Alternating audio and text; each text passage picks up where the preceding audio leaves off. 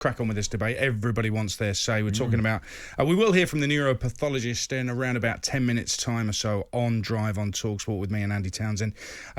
Chris in Hull says, ask Mr. Townsend, that's you. So what if we don't get the Pele Banks moment again? The game will make its own new memories. Yeah, it will, but it's one of the finest sights in our game when we have a team that are defending, all of a sudden they break out, the ball goes wide, someone gets wide, whips in a fabulous cross, it's a perfectly timed run, it's a majestic leap, and there's Didier Drogba powering it into the back. It's one of the best things that... Mate, we watched the Van Persie header against Spain earlier. We just watched it a little while ago. How good was that? It's a joy to... It literally is a joy to watch. It is. That is brilliant, skillful, fantastic football. Football played at its fastest and its best.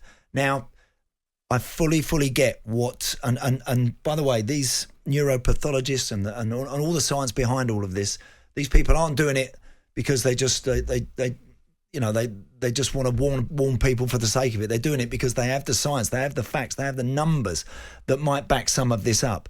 But it's a choice you make. It's a conscious decision you make.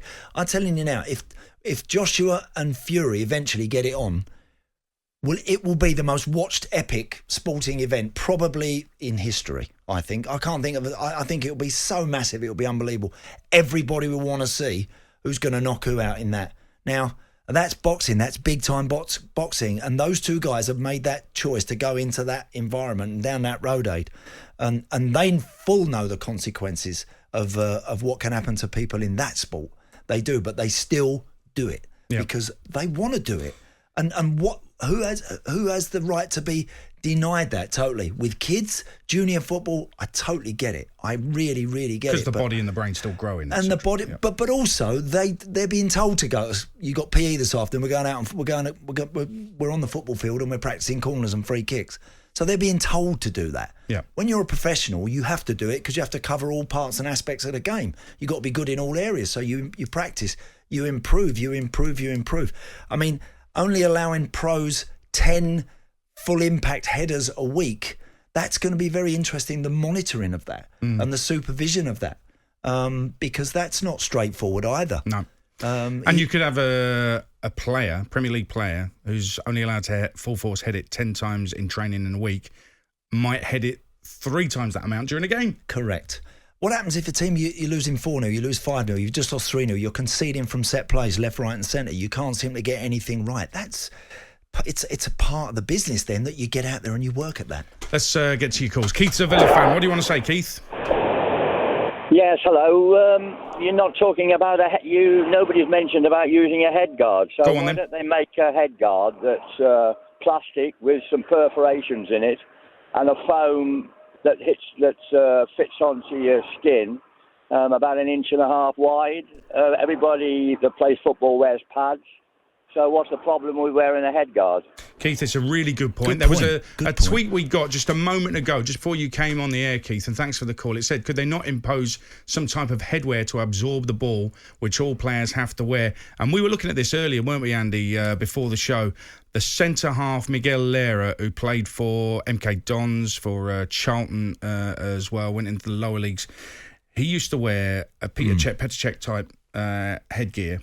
Because he got a head injury earlier on in his career. I think it was when he was at Charlton. Right. So he carried on wearing head protection after that. I can't, especially in training, I can't see a problem with that. I can't see a problem with that in training. In fact, with all the science and the numbers, there's a part of me that actually thinks it's common sense to do that in training during the week.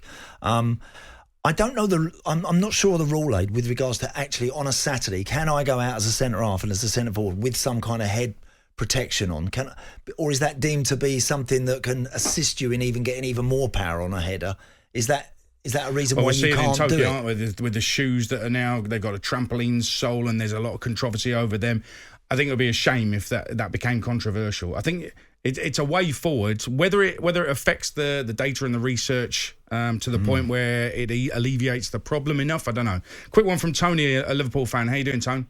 Afternoon, lads. Hope you're well. Hi, Tone. Unfortunately, I think this is the outlook for sport in general, contact sport. So rugby, boxing, the likes of taekwondo.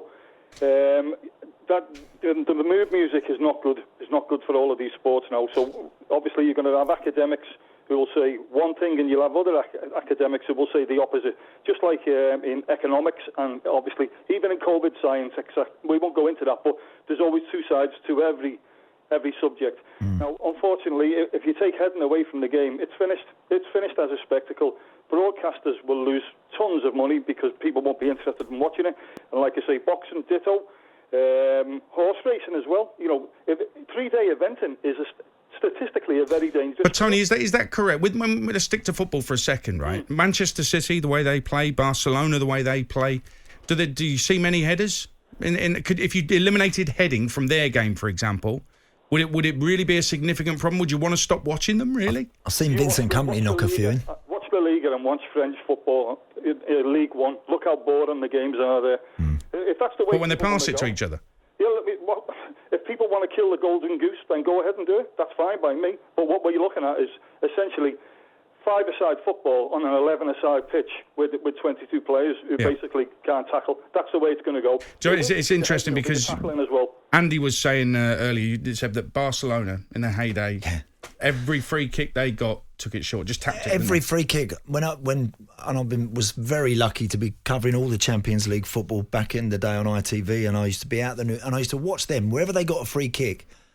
They just tap it a yard and eventually give it to Messi. But when it was Xavi, Iniesta and Messi, all they did was there was never a thought about let's clip this one in the box. Yeah. Let's see if we can get someone in there on the end of a cross. No, they just kept it, and they were one of the best teams I think I've ever seen. The thing with that is we all know that Puyol headed the ball. We all know that Messi scored a header in the Champions League final against Manchester United. So it's not like they never headed the ball. But if you took heading out of their game, would it mean you wouldn't want to watch them again?